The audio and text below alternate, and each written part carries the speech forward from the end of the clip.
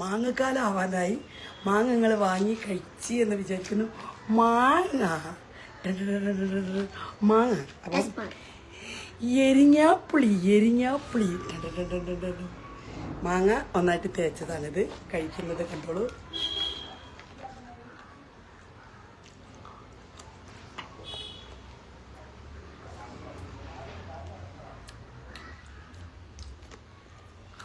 നോക്കട്ടെ, എരിഞ്ഞാപ്പുളി ഫുള്ള് തൊള്ളയിലിട്ട് തിന്ന് ധൈര്യം ഉണ്ടല്ലോ അങ്ങനെ തിന്ന്. അവിടെ കളയി, അവിടെ കടിച്ചിട്ട് കളയി.